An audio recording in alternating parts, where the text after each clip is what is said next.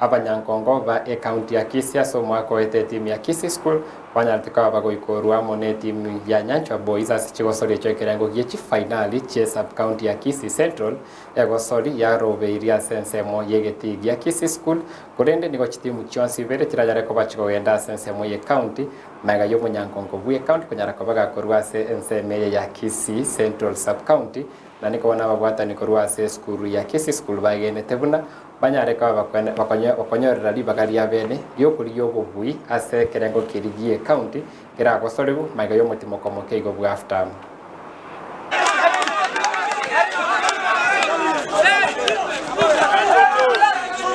hakuna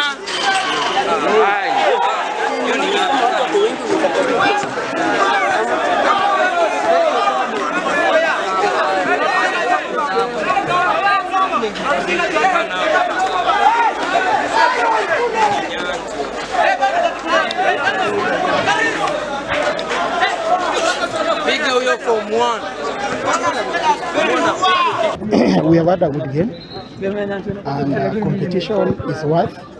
We are glad that the team has played, though they have lost by points.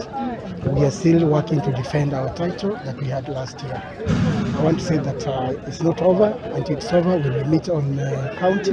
We believe our boys will also retain the title. I want to believe we lost it on our shooting.